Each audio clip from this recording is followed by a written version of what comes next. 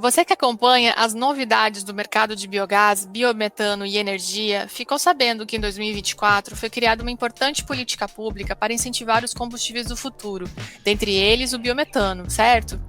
Mas você já parou para pensar em como essas políticas públicas são construídas dentro do poder legislativo e por que são tão importantes para o desenvolvimento do setor de biogás e biometano?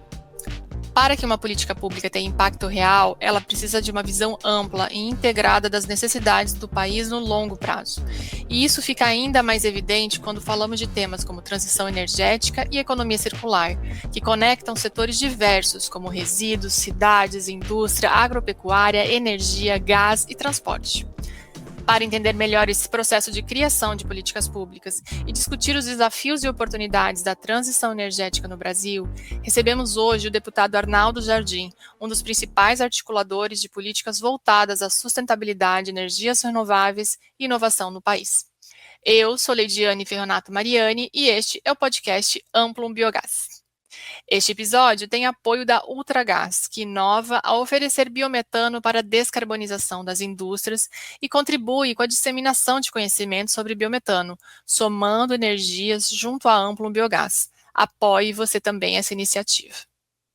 Sejam muito bem-vindos e bem-vindas a mais um episódio do podcast Amplum Biogás. Hoje teremos a honra de receber o deputado Arnaldo Jardim. Ele é engenheiro civil pela Poli da USP, deputado pelo Cidadania, está em seu 5º mandato como deputado federal pelo estado de São Paulo, onde foi secretário de Habitação e secretário de Agricultura e Abastecimento. Foi também deputado estadual por 4 mandatos. Na Câmara Federal é presidente da Comissão da Transição Energética e Produção de Hidrogênio Verde, da Frente Parlamentar pelo Brasil Competitivo e vice-presidente nacional da Frente Parlamentar Agropecuária e presidente da FRENCOOP. Foi relator do projeto de lei Combustível do Futuro, da Política Nacional de Resíduos Sólidos, da Política Nacional de Pagamento por Serviços Ambientais, assim como do PL que institui as debêntures de infraestrutura. É autor do projeto de lei que criou o Fundo de Investimentos do Setor Agropecuário e também do PL que instituiu o Programa de Aceleração da Transição Energética. Em 2024, foi homenageado pela Associação Brasileira do Biogás com o título Herói do Biogás.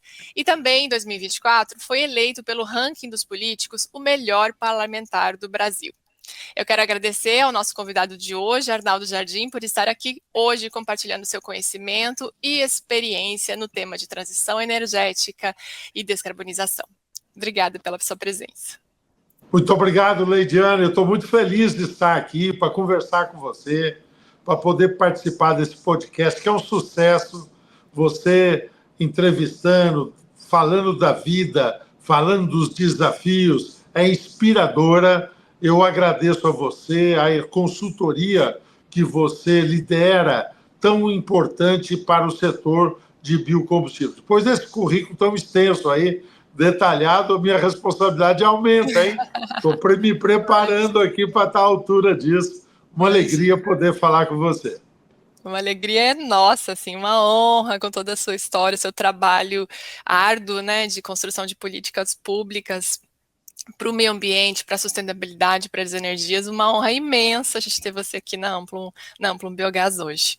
Ô, Leidiane, deixa eu te falar uma coisa, que já é algo que talvez tenha valia nessa nossa conversa que eu vim aqui ter com você, e para mim, repito, é um privilégio.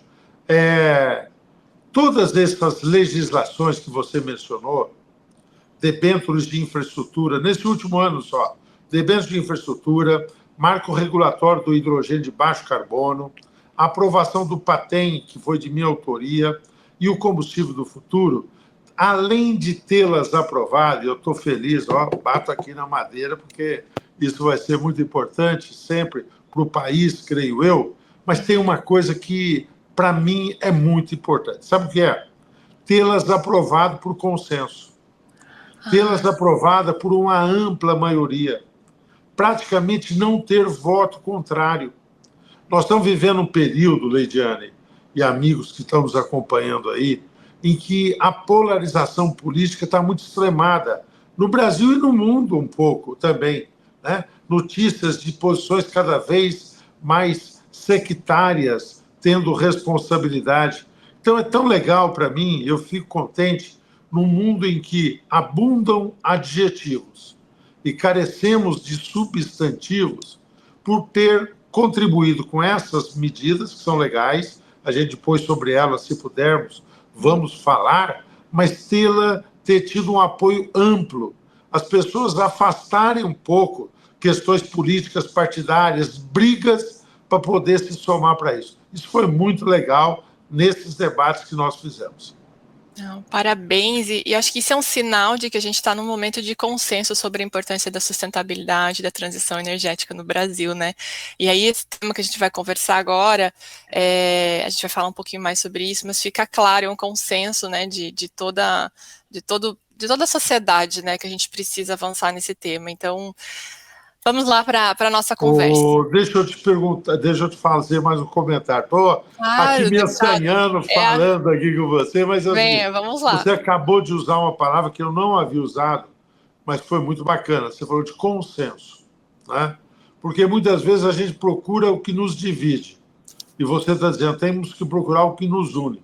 Deixa eu contar uma conversa que eu tive muito legal agora, esta semana.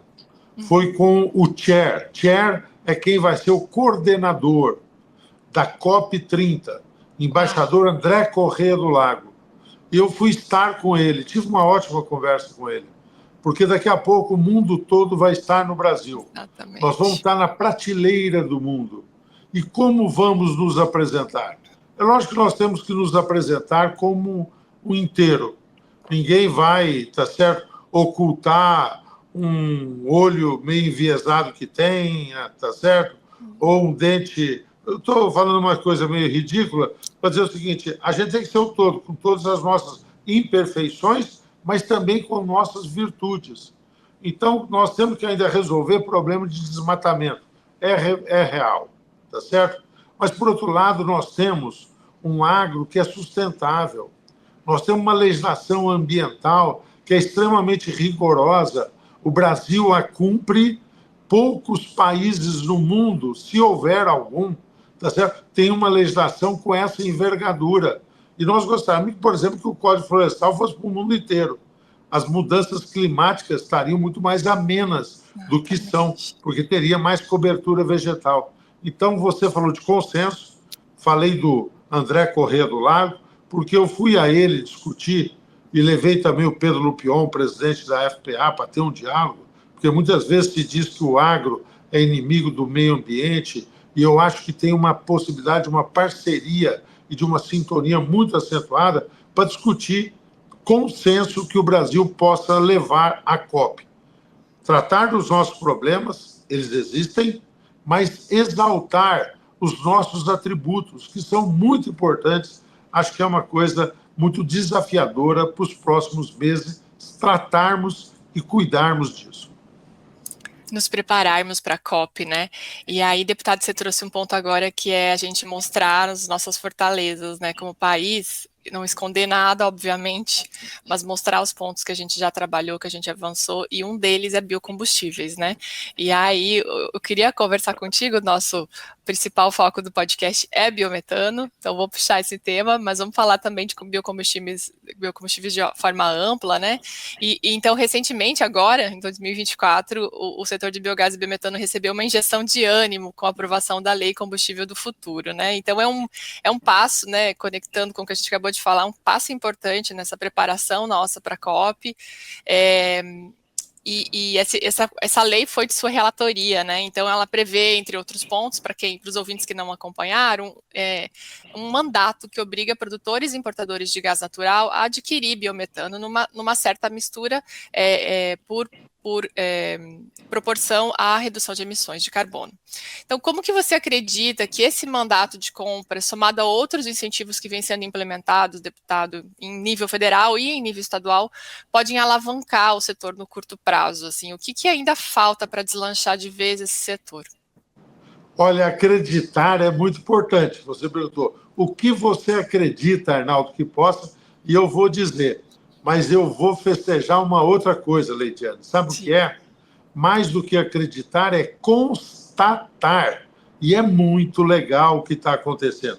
Uma vitalidade danada. Eu até fiz uma pequena publicação, depois eu vou pedir a você que, se puder disponibilizar aí no site, tem em PDF e tal, que tem um resuminho sobre as questões que estão tratadas no combustível do futuro. Antes de concentrar no biometano, me permite, então, para todos, você sabe disso, então, por favor, seja paciente, porque você sabe tudo, né, Leidiane? Você é uma craque, eu tenho participado de debates com você, e você é uma pessoa muito completa e uma alegria mesmo. Mas o combustível do futuro, o que ele trata, minha gente? Além do biometano, que eu vou chegar no final, que é o que a Leidiane está focando, ele trata do etanol. O Brasil já produz etanol. E o etanol é o caminho de desfossilização da gasolina. Nós já temos hoje uma mistura de 27, nós vamos a 30 e depois vamos a 35. Acordo foi o que eu destaquei, o que eu gosto de construir. E olha que bacana, isso foi construído em comum acordo repetitivo com a Anfávia, ou seja, aqueles que produzem motores, as grandes montadoras mundiais, anuíram a isso, concordaram com isso, né? E isso foi muito importante, porque muitas, em virtude disso, abriram centros de inovação tecnológica no Brasil para motores que possam suportar essa mistura, e é um sinal para o futuro. Então, trata de etanol. Trata do biodiesel. Nós já estamos em 14, vamos a 15, depois vamos a 20, e o biodiesel, muitos não sabem isso, não sabem mesmo, que além do óleo vegetal, ele também é hoje no Brasil, 35% dele é oriundo da gordura animal, do sebo bovino particularmente. É muito interessante isso, também não é de conhecimento muito comum. E nós estamos melhorando o controle de qualidade, melhorando a fiscalização, vai biodiesel. Então, etanol, biodiesel. Vai combustível sustentável de aviação. É fantástico. O combustível aeronáutico hoje é responsável por cerca de 4% das emissões no planeta.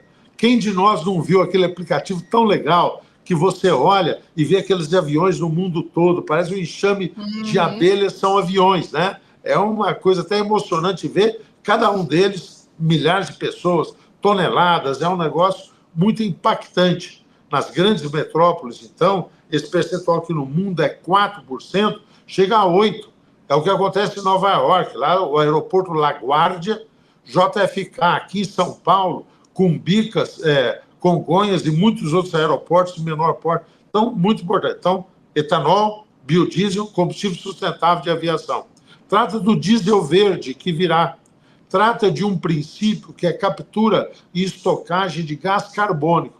E trata, e aí eu chego naquilo que é craque a Leidiane, está amplo, é referência nisso, que é o biogás ou biometano, tá certo? Então, isso é muito importante. O que é metano?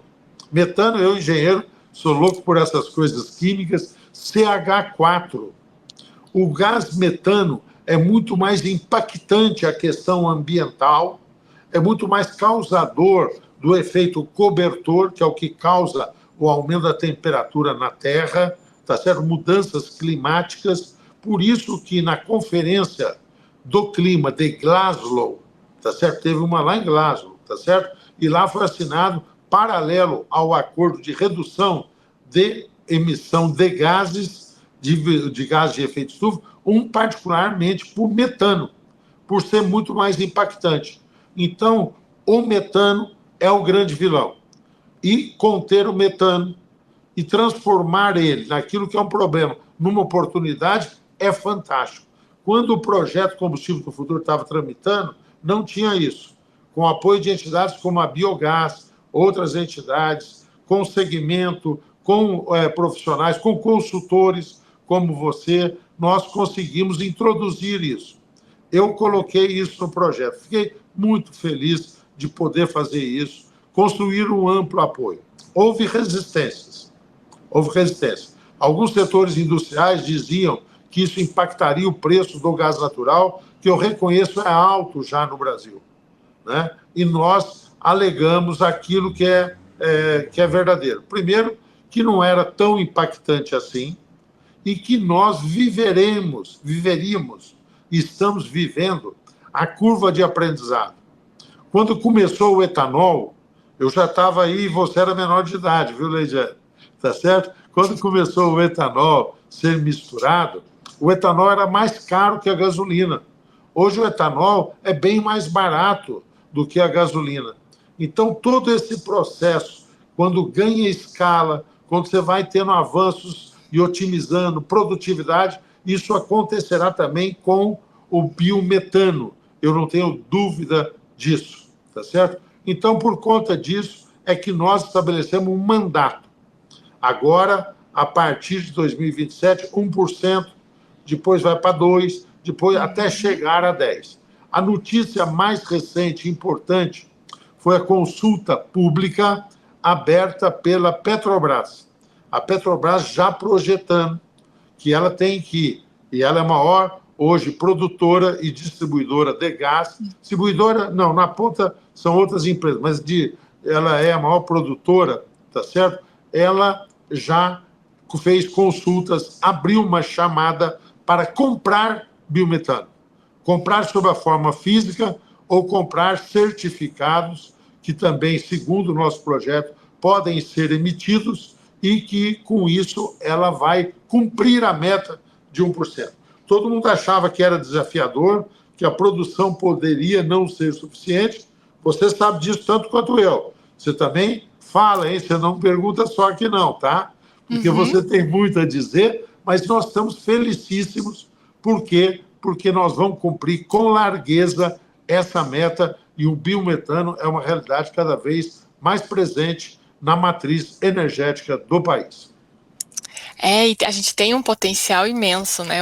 A estimativa, só considerando os resíduos do Brasil, resíduos urbanos, da agropecuária, de indústrias, a gente tem um potencial aí entre, alguns estudos indicam 30 milhões por dia no curto prazo, até 120 milhões por dia de biometano, que é equivalente ao gás natural, né, ouvintes? Então, deputado, realmente, a gente tem um potencial imenso do setor de biogás do Brasil. Alguns estudos indicam entre 30 milhões de metros cúbicos por dia de biometano, gente, que é o equivalente a gás natural, né, num curto prazo, podendo chegar até 120 milhões. Isso é a partir de resíduos, né?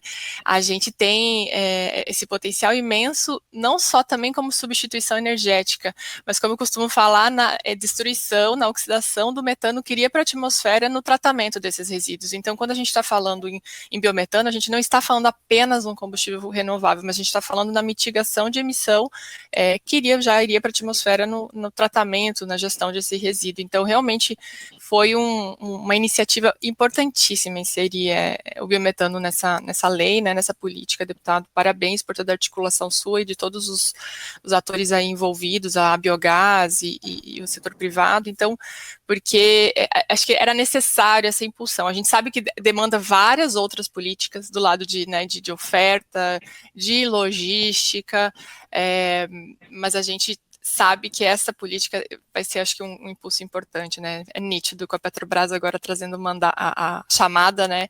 A gente vê que realmente está gerando um movimento no mercado. Lidiane, quando você me apresentou, foi super gentil, e você disse de alguns projetos que eu pude participar, e são bacanas, e eu tenho muita satisfação por isso mesmo. Você mencionou a Política Nacional de Resíduos Sólidos. Eu ia te perguntar exatamente sobre isso, porque então, tem uma conexão total. Eu quero contar uma novidade aí sobre isso. Porque assim, o senhor foi relator dessa política pública, que tem uma conexão total com o setor de biometano, porque um dos setores principais agora produtores de biometano é o setor que faz a gestão desse resíduo. E como que, aproveitando então, fique à vontade de falar, mas o que você vê que a gente avançou desde a aprovação dessa lei, que foi em 2010, né? E o que a gente ainda tem por vir para a gente realmente avançar na gestão de resíduos sólidos e no aproveitamento do biogás desse setor? Houve avanços importantes a partir da aprovação da Política Nacional de Resíduos Sólidos. O conceito de reciclagem se ampliou no Brasil.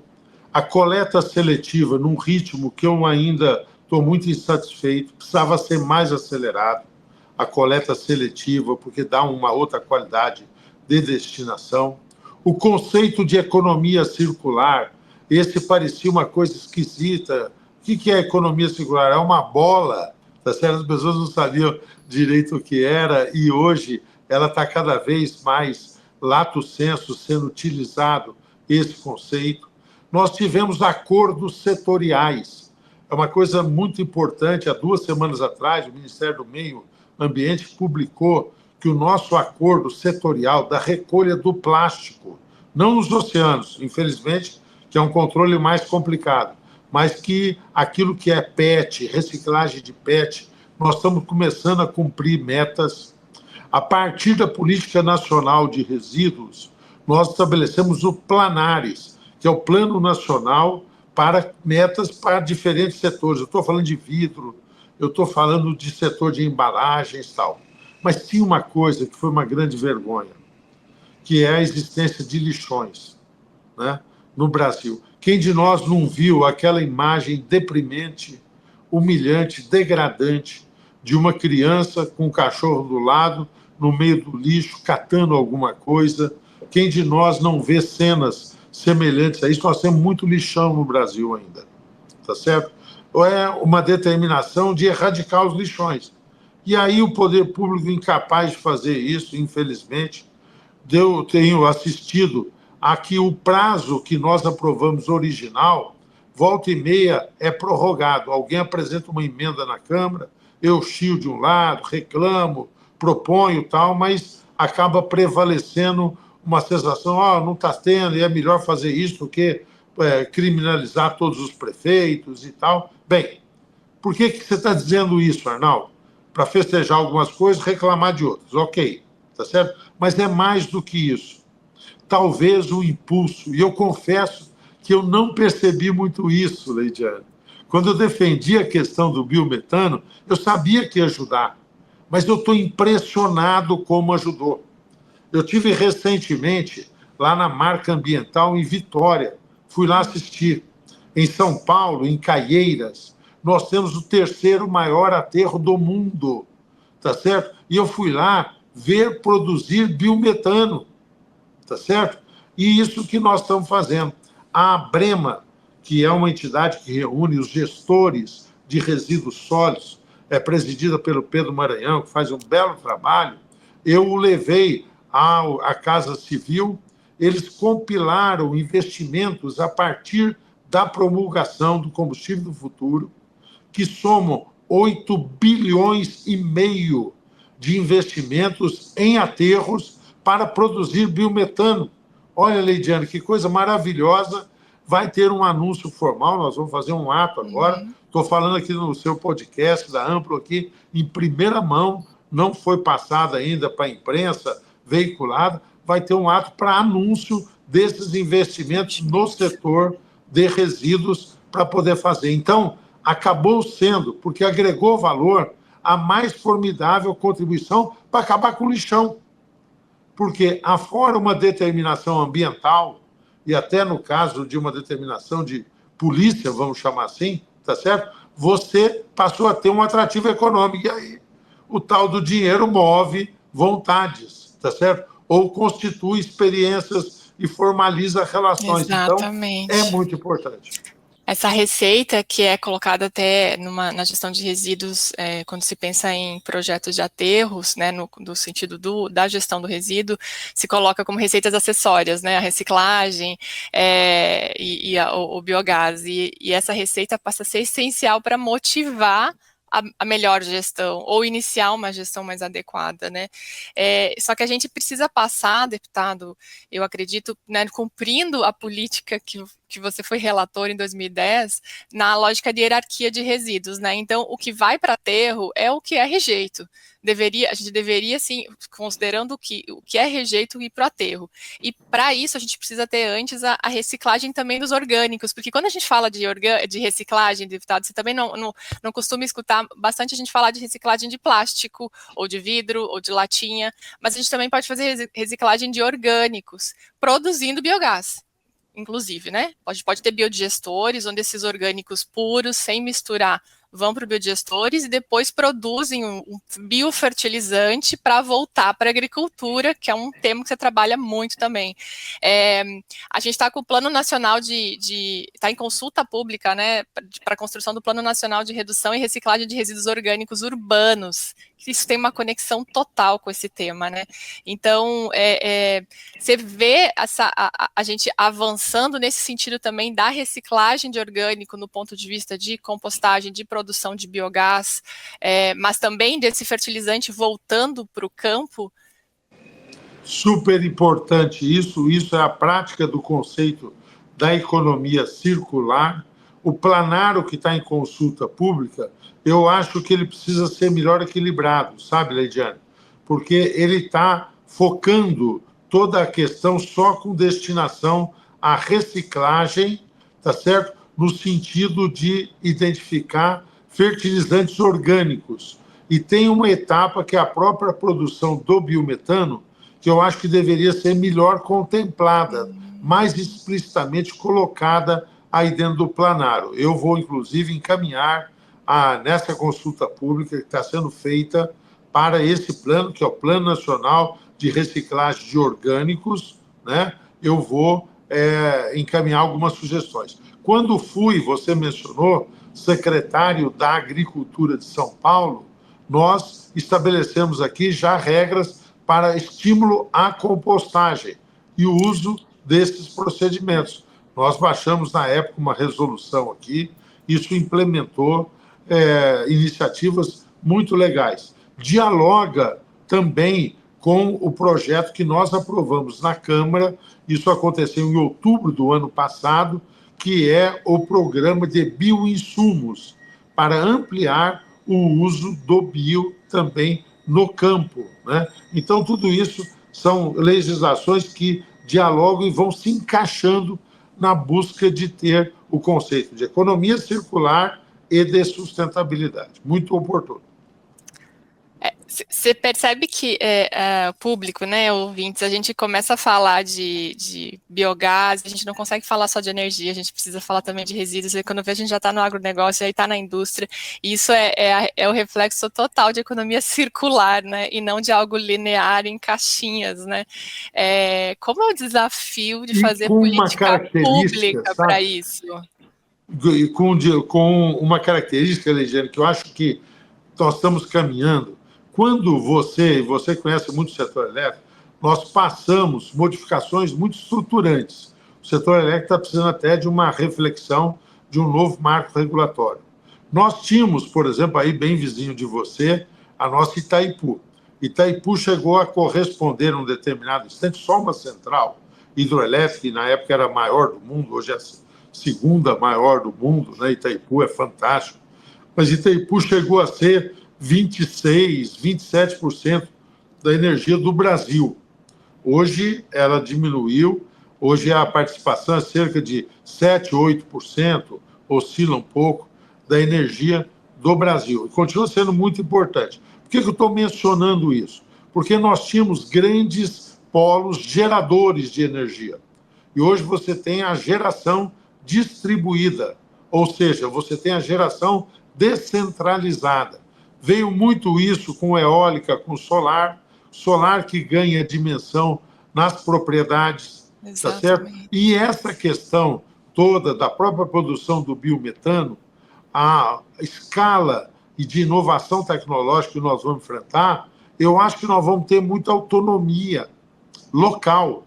Então, você vai ter unidades. Eu fui outro dia não, já faz um ano, foi em janeiro do ano passado, eu fui lá em Sorriso, no Mato Grosso, numa unidade da Nutribras. É uma grande produtora de suínos.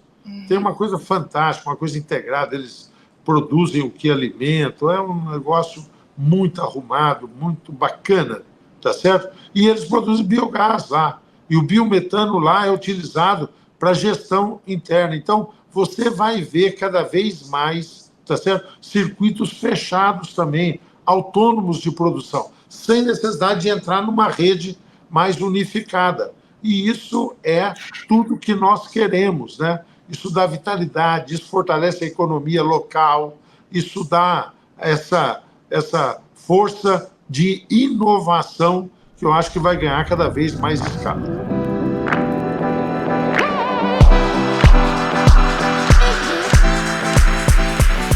O Minuto Energia e Conhecimento começa agora.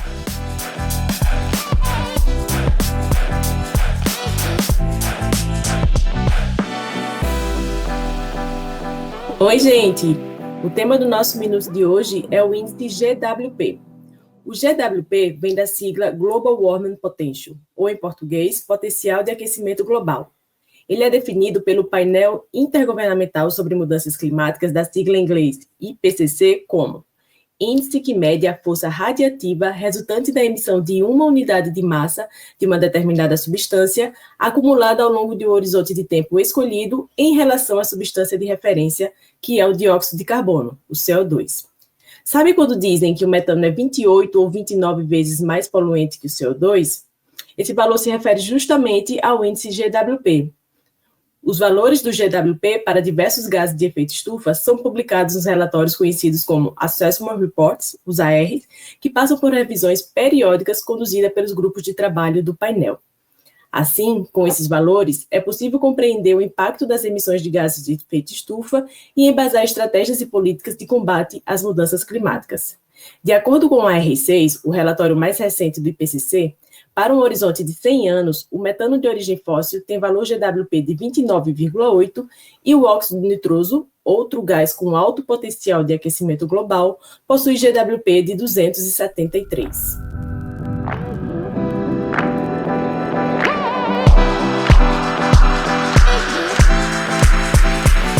Quer saber mais? Acesse o nosso site amplumbiogás.com.br.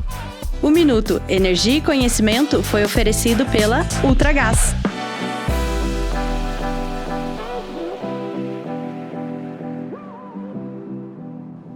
A gente você me fez lembrar da conversa que a gente teve outro dia para alinhamento, né, da nossa gravação aqui, que eu estava comentando contigo da ideia dos microcorredores sustentáveis, né, que é um tema até que o Cícero Blake já foi entrevistado de um dos nossos episódios, eu não estou lembrando aqui o número, mas a gente vai colocar na descrição desse episódio para você ouvinte acessar, e o Cícero Blake é um visionário, né, foi meu gestor por muitos anos, e ele tem essa ideia de, conhecendo o agronegócio, conhecendo biogás, biometano, resíduos, dessa conexão dos microcorredores sustentáveis, que em paralelo a gente está falando muito dos corredores sustentáveis em grandes rodovias, né, na 116, na 101, mas essa visão do microcorredor sustentável do biometano ser uma fonte de energia gerada a partir de resíduos, né, desses circuitos fechados que você fala, no agro. Como que isso pode gerar, o que você acha dessa ideia, né, dessa visão de microcorredor de geração de energia, combustível distribuído, gerando desenvolvimento para o agronegócio, deputado? Acho que será crescente, acho que nós vamos nos surpreender positivamente com a velocidade e de como isso ocorrerá. O conceito de biorefinarias locais, cada vez mais vai ser expandido. O grau, uma das questões que nós fizemos questão de destacar na legislação do combustível do futuro e também no marco regulatório do hidrogênio, é todo o estímulo à inovação tecnológica, né? Então, a velocidade com que isso está acontecendo é muito bacana, acho que será crescente e nós temos um agro cada vez mais sofisticado no Brasil, né? Tem uma coisa que é tão comovente, sabe, Leidiane? Vou fazer uma coisa paralela, você vai falar, mas o que tem a ver? E acho que é fácil perceber logo. Sabe qual a idade média do agricultor europeu? A idade média do agricultor europeu é em torno de 60, 65 anos. A idade média do agricultor americano é em torno de 55, 60 anos. A idade média do agricultor brasileiro é de 40 a 45 anos, e no centro-oeste, tá certo? Que é um grande polo dinâmico hoje do agro, tá cheio de Catarina lá, tá certo? Tá cheio de gaúcho, tem muito paulista lá também, tem muita gente bacana lá, é 35 anos quem está à frente. Então, não é só um problema de quantos anos ter, isso é a abertura para a inovação, isso é capacidade de incorporar as novas metodologias e tecnologias. Então, nós temos uma vitalidade muito acentuada desse dinamismo aí marcado. Acho que isso vai continuar nos impulsionando. Biocorredores sustentáveis, biorefinarias, local, soluções locais, uma propriedade que fecha o circuito de produção, que produz a sua própria energia e que reutiliza, tá certo, os seus insumos. Acho que é uma tendência crescente e vai ser muito bacana isso. Deputado, você trouxe um ponto bem importante, que é a idade do agricultor, da agricultora que está no campo, né? Eu acho que quando a gente fala, eu sempre costumo dizer que quando fala em biogás e biometano no agronegócio, é também uma oportunidade da gente aumentar a chance desses agricultores terem mais viabilidade nos seus negócios, terem mais produtos na sua propriedade ou na sua usina sucroenergética, né? Gerando mais renda, gerando mais emprego e bem interessante isso que você trouxe da idade, esses dados, porque realmente a gente precisa aumentar essa viabilidade, fazer esses agricultores ficarem no campo, que é essencial para a economia brasileira, né? Para trazer alimento para a nossa mesa e para a economia, para o PIB brasileiro, né? Então, qual que é o desafio de fazer políticas públicas considerando todos esses aspectos sociais que a gente tem, né? Por exemplo, isso dos agricultores no campo e esses aspectos de economia circular, porque uma política pública ela acaba não resolvendo só uma caixinha, né? Ela tem que considerar aspectos de outras políticas. Então, como é construir e depois chegar num consenso numa sociedade que a gente cada vez mais tem que trabalhar a economia circular? Olha, parece quase uma missão impossível, né? Mas, parece. por outro lado, quando você senta e começa a conversar e a discussão do conteúdo prevalece, é muito bacana ver como rapidamente você consegue construir consenso. Nós começamos aqui o nosso bate-papo, não combinados, né? Mas eu peguei a sua provocação inicial, contando os projetos, e destaquei a questão do consenso. Sabe por quê? Porque isso Leidiane e todos os amigos que nos acompanham aqui no podcast, né? Isso é uma forma de garantir que a lei pegue. Porque no Brasil a gente brinca, isso tem lei que pega e que não pega. Quando você faz uma legislação que ela já nasce com um apoio amplo, ela fica mais assegurada de que será cumprida. Quando você tem uma legislação que não é motivada por um governo, mas passa a ser aquilo que a gente chama uma coisa de Estado, transcende governo. Hoje está na presidência um partido, amanhã vai estar outra, tem alternância de poder, mas você precisa ter uma política duradoura, como você destacou, uma política pública que persista, que não é alguém que vai entrar e vai mudar o nome, vai mudar características, tá certo? A pessoa pode botar sua marca, dar um pouco mais de ênfase num aspecto, no outro, mas no mesmo rumo, quer dizer, sem sair da estrada, pode dar o seu tom, mas tem já um sentido estabelecido, né? Então, isso é política pública.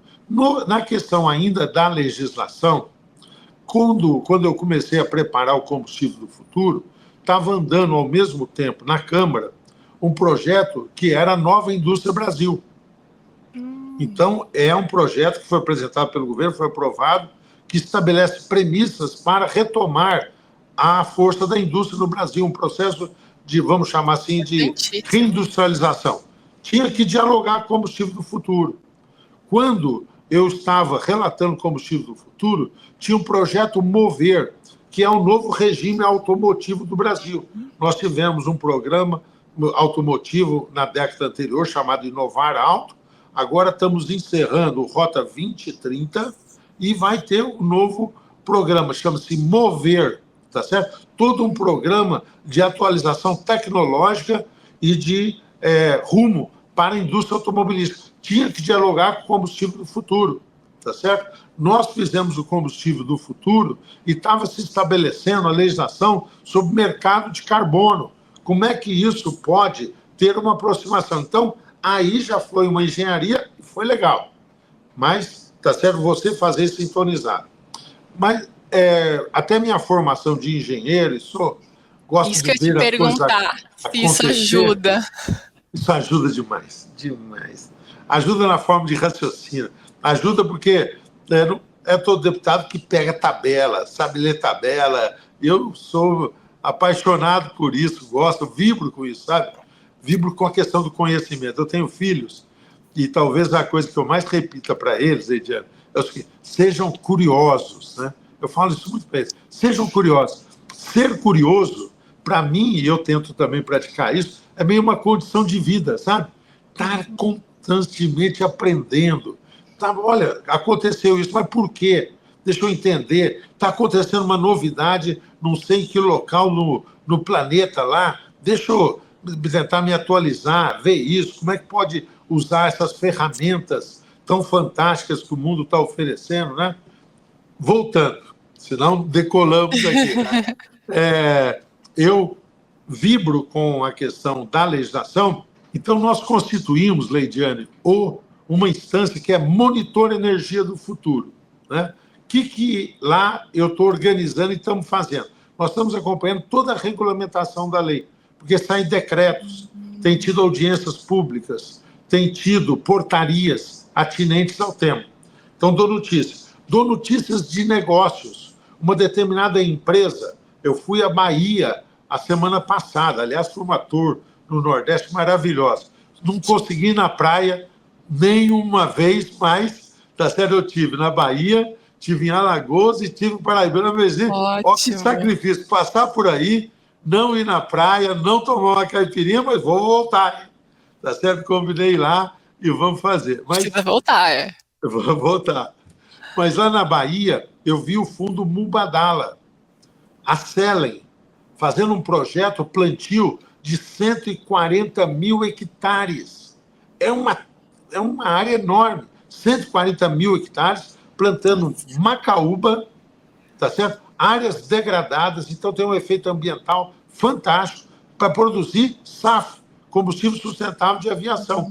Então, nós, no Monitor da Energia do Futuro, damos notícia de toda a regulamentação, damos notícia de negócios. Tal empresa abriu isso, a Fortescue, tá certo? Abriu um acordo lá no porto de Pecém para discutir produção de bunker marítimo, tá certo? Que é uma outra vertente. Uma outra, aterros produzindo biogás. Então, nós damos notícia e tem um capítulo também sobre inovação científica, sobre inovação tecnológica. Então, o laboratório tal da USP começou um programa bacana para produzir hidrogênio a partir do etanol, tá certo? Então, é muito legal, regulamentação, notícias de negócios e a questão de inovação científica e tecnológica, nós estamos acompanhando ali.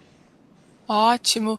Tem algum contato que depois você possa deixar para a gente deixar na descrição do episódio que, por exemplo, os pesquisadores ou empreendedores possam enviar as notícias para talvez entrar no monitor, Arnaldo?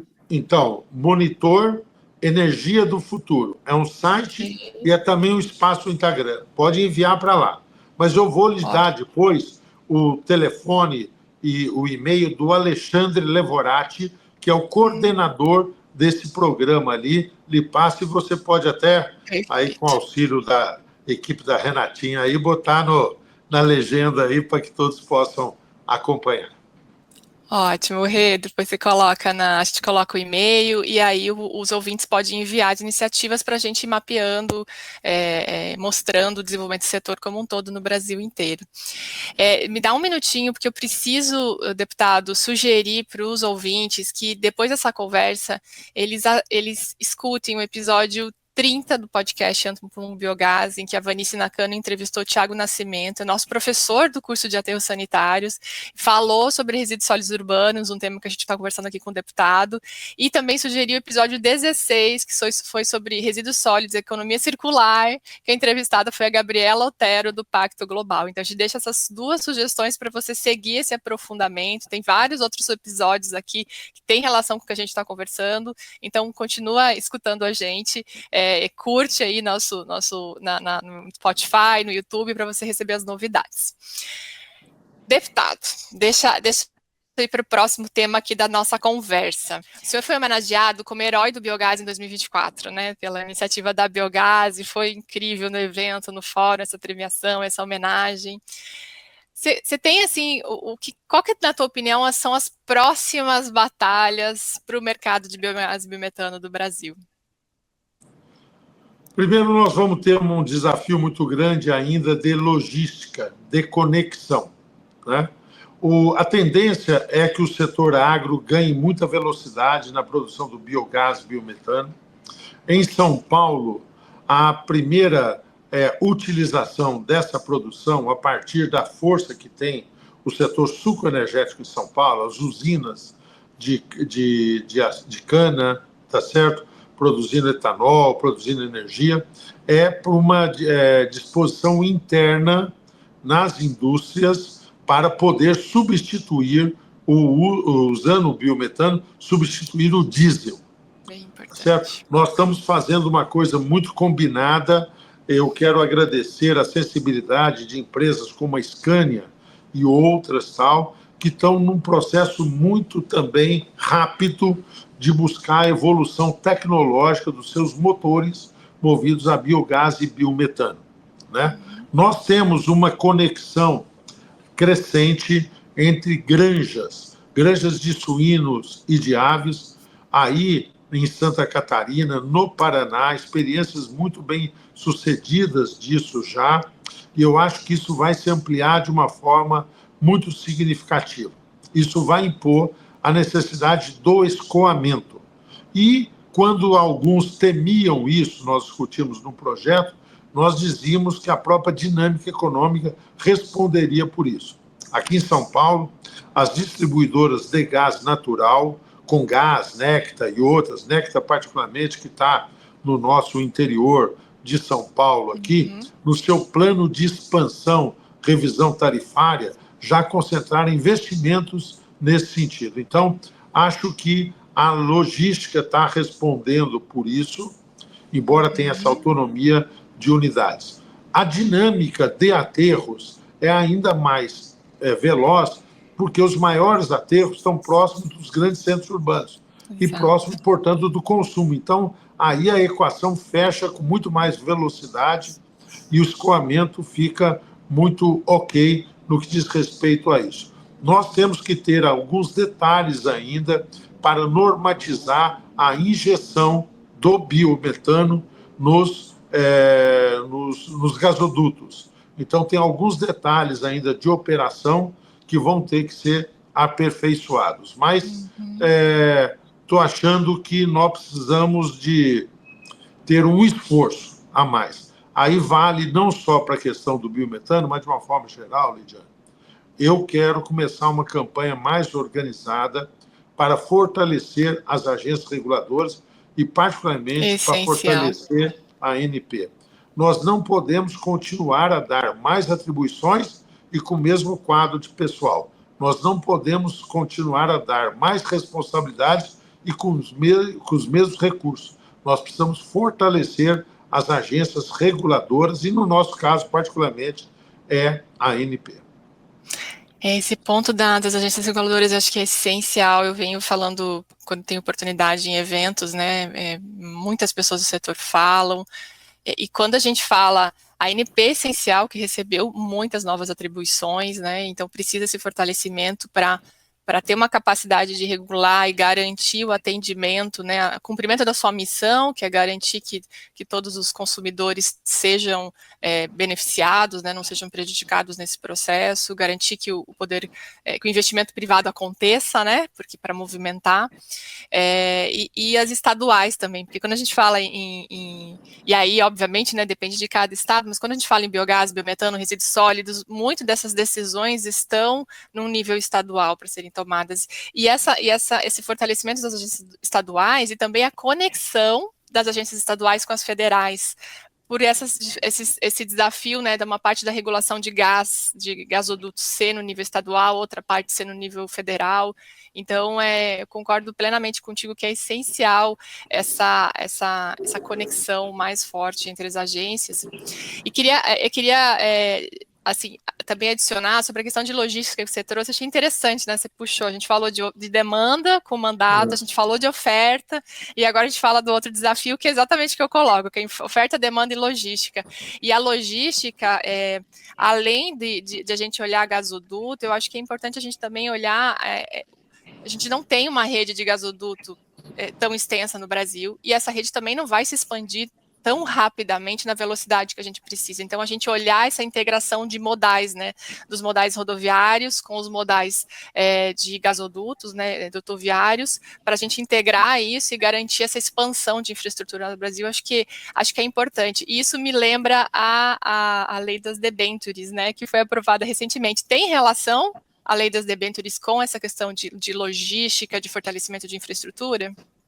Dois instrumentos que nós tratamos paralelo, muito bem lembrados por você. As debêntures de infraestrutura têm tudo a ver com isso. Hoje, a maior fonte de financiamento dos investimentos em infraestrutura no Brasil, Lidiane, você, e aí talvez eu esteja falando um detalhe, mas acho que só para ter noção, para todos que nos acompanham. Para o nosso ouvinte. Hoje são as debêntures incentivadas. Arnaldo, mas não é a mesma coisa? Não é. Então, nós já temos as debêntures incentivadas, elas que mobilizam os recursos. Uma determinada empresa vai, por exemplo, fazer uma extensão de uma linha de metrô, ou vai fazer um gasoduto, como você está dizendo. E ela pega e lança uma debênture, a pessoa compra, tá certo? Tem uma remuneração por isso, a empresa, com esse dinheiro que recolheu, faz e depois paga as debêntures. Debêntures incentivadas são importantes. Agora, as debêntures de infraestrutura que estão chegando agora, já estão regulamentadas. Eu fiquei feliz, fui o relator e foi aprovada. Ela é muito melhor do que essa atual. Por quê? Talvez seja um detalhe que você até não saiba e você é tão estudiosa. Mas, por exemplo, as debêntures incentivadas, eu e você podemos comprar investidores individuais, que aí podem estar associados num fundo, o fundo compra e você compra a cota do fundo. Então, debênture. Dá uma grana. Repito, é o principal instrumento de financiamento. Só que as debêntures incentivadas, que eu relatei agora, e que estão entrando em prática, quem pode comprar são fundos previdenciários. O bolso é muito mais profundo. Não é o dinheiro do investidor individual, a de infraestrutura. Uhum. Então, as debêntures de infraestrutura têm um outro volume de recursos. Fundos soberanos podem comprá-las. Outra coisa, hoje as debêntures incentivadas, a cada projeto, você manda no Ministério, o Ministério tem que aprovar.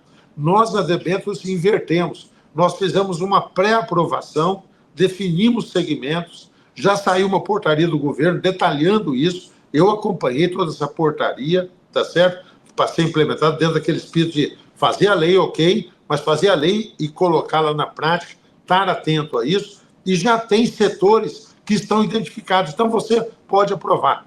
Posso contar mais? As debêntures vão permitir lançar aquilo que no mercado financeiro chama-se título espelho. Por exemplo, quem tem ação da Petrobras aqui no Brasil, você não vende a ação da Petrobras na Bolsa de Nova York, mas você compra um instrumento lá chamado ADR, que é meio assim, uma coisa que dá direito a uma ação. Então, você pode pegar, tendo as debêntures de infraestrutura aqui no Brasil, lançar um título espelho, ele é comprado em dólar a um custo muito menor do que a nossa escandalosa taxa Selic aqui, então o dinheiro vem mais barato, tá certo? Então, é uma revolução. E nós fizemos duas coisas na transição energética. As debêntures são muito vinculadas a projetos de sustentabilidade, da questão ambiental, e fizemos o PATEM, o Plano de Aceleração da Transição Energética, eu fui o autor, são os dois instrumentos que vão andar paralelos para poder acelerar os investimentos no setor da transição e no setor da infraestrutura. E aí não é só para gasoduto, para as plantas de biogás, até os postos para abastecimento de veículos nas plantas, o projeto todo pode ser financiado, pode buscar esse tipo de recurso, claro, seguindo as regras, mas pode seguir, né? Também na produção. Perfeitíssimo, você complementou corretissimamente. Ótimo. Não, é importante aí, você já trouxe o PATEM também, então, gente, é incrível a quantidade de projetos, não é à toa que foi reconhecido, deixa eu até voltar aqui no roteiro para ler certinho, né, foi reconhecido o melhor parlamentar do Brasil pelos seus colegas, né, no ranking dos políticos, porque realmente é um trabalho árduo de construção de políticas públicas, de construção de consenso para políticas públicas que desenvolvam infraestrutura, infraestrutura e que considerem sustentabilidade, transição energética, e também não é à toa receber o título Heróis do Biogás, né? Já que você está sendo tão gentil, falar de coisas para trás, a gente tem que estar animado e olhar para frente, né? Deixa eu te contar uma coisa que eu quero muito que você acompanhe. Você que é uma grande consultora, uma pessoa espetacular, eu sou o maior fã teu, tá certo? A sua capacidade de formulação, de reflexão, quero lhe pedir ajuda, tá certo? Essa semana, o ministro Haddad e o Rui Costa, que são dois ministros chaves do governo, da economia e o coordenador da Casa Civil, definiram como prioridades do governo. O presidente Hugo Mota me chamou para conversar, definiu também. Eu comecei a fazer uma rodada, tá certo, de conversações, e eu pretendo, nas próximas 3 semanas, apresentar. Já estou me candidatando a voltar aqui um outro dia aqui no podcast, hein? Volte, por favor. Eu estou me preparando e eu vou apresentar um parecer, fui já designado relator, para aperfeiçoar a legislação sobre PPPs e concessões. Em todo o setor de infraestrutura, nós não vamos contar com recurso público. O governo está tendo que equilibrar a conta, está gastando mais do que arrecada. Não dá para aumentar mais a arrecadação, ninguém aguenta mais.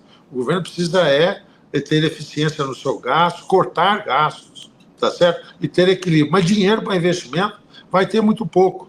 Serão as concessões e as PPPs. Eu estou preparando um projeto, identificamos já os pontos mais nevrálgicos que impedem o uso mais amplo desse instrumento, para poder, resolvendo esses pontos sensíveis, poder ter maior uso do instrumento de concessões e parceria público-privada. E vou apresentar um projeto para isso, espero ter a acolhida que nós tivemos nesses outros projetos aí e ser uma contribuição a mais aí para o desenvolvimento do nosso país. Quero voltar aqui para falar disso, hein? Me convide. Já está convidado, e a gente conversa mais sobre isso. Essa questão de PPPs é bem importante, porque a gente está falando de investimentos em aterros ligados a consórcios, a infraestrutura de gasodutos, de forma ampla, há muitos investimentos ligados a biometano, biogás e energias renováveis, enfim, tudo que a gente já falou hoje. Então, parabéns, assim, então tem mais isso por vir esse ano, né? Arnaldo, eu tenho, assim, a gente teve várias perguntas e eu queria, tem uma pergunta que a audiência, a gente não fez ainda, mas que a audiência gosta muito e eu vou fazer já indo para o nosso encerramento, que é quem é o Arnaldo, né, o deputado Arnaldo, além da vida profissional. A gente não fez essa pergunta lá no início, mas eu não posso deixar de fazer, senão a audiência vai reclamar. Leidiane, eu sou uma pessoa... Falar de ser é meio delicado, assim, mas sou uma pessoa do bem. Eu amo estar com as pessoas. A coisa que me deixa mais contente é em casa, reunir os amigos, as pessoas fazerem. Eu adoro, eu preciso que você me oriente numa tour aí, hein? Eu adoro gastronomia. Descobrir sabores, descobrir novos pratos. Aqui em São Paulo eu fico catando lugar diferente para ir, né? Que tem uma coisa... São Paulo é uma capital, mas quero aí conhecer em Santa Catarina, hein? Venha para cá. Fazermos aí. Então, eu adoro isso. E tem programação. Olha aqui, em abril eu vou no show do Buena Vista Social Club. Já comprei ingresso. Eu amo, sério. Eu vou dia 20 de abril, tá convidado, hein? Se quiser vir de São Paulo, tem um ingresso para você. Vou programar. Eu vou na despedida do Gil, está fazendo a sua tour aqui, tá certo? Eu vou no show do Gil, encerrando a carreira, né? O Gil tão admirável aí. Vou no show do Paralamas, e isso são 3 atividades que eu já estou programado. Então, eu tento sempre deixar um tempo para poder estar com os amigos, descobrir coisas novas e ir um pouco ouvir, se deixar levar um pouco, né, para que a vida possa ser leve, né? Porque estando leve, as outras coisas também fluem muito mais, né? Então gastronomia e música. Então, ouvintes, vamos montar um grupo de viagem, fazer uma visita a São Paulo para acompanhar o deputado Arnaldo nos shows e nos restaurantes. Vamos todos juntos lá. Que legal, obrigada por compartilhar isso, um pouquinho da tua vida. E infelizmente, essa conversa a gente tem que manter o tempo, né, deputado? Tem que te liberar, que você também está com a agenda pesada.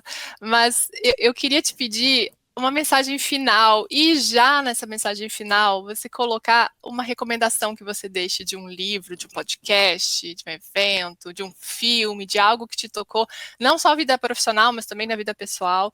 Então, o que você recomenda para o nosso ouvinte? Que mensagem você deixa? Bem, uma diquinha muito fresca aí. Eu acabei de ver uma série na Netflix que era nova, chama De Zero. Não sei se vocês viram, é a volta do Robert De Niro, e ele interpreta um ex-presidente americano que volta quando tem um ataque cibernético, tá certo? Importante, é muito legal. Muito legal porque, afora ver como os dramas pessoais perspassam atitudes públicas, tem a velha discussão que é muito atual atualmente, que é sobre democracia, convivência com a diversidade, a necessidade de tomar decisão. Eu adorei, viu? Vi essa série, comecei a assistir em 2 sentadas, eu consegui. Eu, quando eu faço muita coisa durante o dia, Leidiane, eu chego em casa aí, para parar tem que demorar um tempinho, né? Aí eu fico assistindo, como uma dosezinha de uísque, sento lá e aí para desligar e ir diminuindo a voltagem aí. Tem um livro também que eu li no final do ano, bem legal, que é um livro, tá certo? Do próprio Kissinger, tá certo? Aquele que foi um grande chefe de Estado, tal. Ele faz uma análise dos líderes do século XX mais expressivos. Então ele faz uma biografia tão bacana, porque também coloca questões que ainda estão inquietando aí as pessoas, tal. São 2 boas. Acho que vale a pena essas 2 coisas, dar uma olhadinha. Tá bom, ótimas recomendações. A gente vai deixar o link, né, e o nome dessas recomendações na descrição do episódio para o ouvinte acessar mais facilmente. Algo que a gente deixou de te perguntar, alguma mensagem que você queira deixar, Arnaldo, antes da gente se despedir? Bem, eu tenho uma paixão, né? Eu sou uma pessoa que não conheço muito o mundo, não, mas já fui em alguns lugares e nós vivemos num país abençoado, né, Leidiane? Eu, com você, estou convivendo aqui, eu não tenho a menor ideia da sua religião, e com todo respeito, não importa, né? A gente convive há tanto tempo. Acho que há um pouco de preconceito, de coisa assim, mas eles são tão poucos relevantes, enquanto em outros países isso causa diferenças de convivência, segregam pessoas, geram conflitos, né? Aqui no Brasil nós temos essa capacidade de conviver, né? Na nossa diversidade, tá certo? As pessoas que chegam, eu tenho origem árabe, né? Na minha formação, meus avós vieram lá do Oriente para cá, tá certo? Eu olhava para minha mãe e falava assim, puxa, mas nós não falamos árabe. E era uma coisa gozada, eles nem cultivavam isso, porque a maior vontade deles era logo se misturarem, se integrarem à nossa população, né? Então nós vivemos num país abençoado, né? Que tem suas dificuldades, sim, mas que tem um potencial. Uma condição climática sem igual no mundo, né? Sem extremos, e precisamos combater as mudanças climáticas para continuar assim. Então é muita fé, né? Fé no Brasil, na sua beleza natural fantástica, no seu povo generoso, que precisa só de acreditar, né? E precisamos de líderes, né? Aí também temos que reconhecer, né, Leidiane? Faz tempo que a gente não tem líderes inspiradores, né?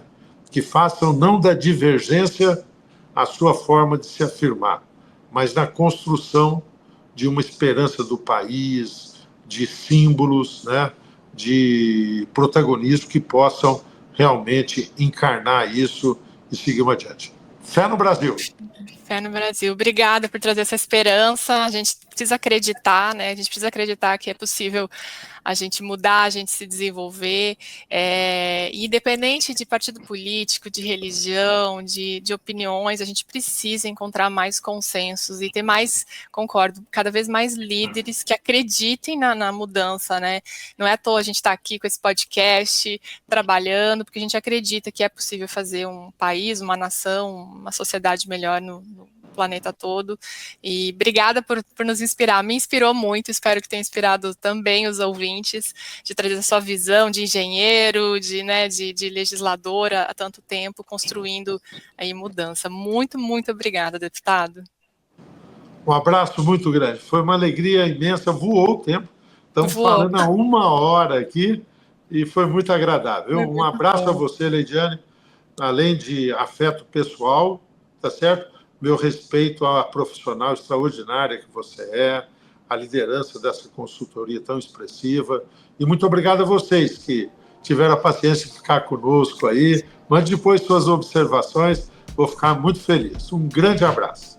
Obrigada, deputado.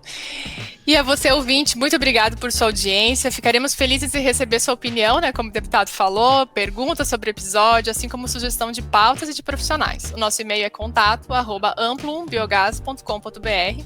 E agradecemos também a Ultragaz por apoiar este episódio e por somar energias, levando conhecimento de qualidade a ainda mais pessoas. Este episódio foi produzido por Amplum Biogás, empresa que oferece cursos e consultorias para o mercado de biogás e biometano. Conheça mais sobre nosso trabalho em amplumbiogás.com.br e nas redes sociais é só buscar por @amplumbiogás. Lembre-se de deixar o seu like neste episódio e recomendá-lo para os seus amigos que possam gostar do tema. Um abraço de toda a equipe Amplum.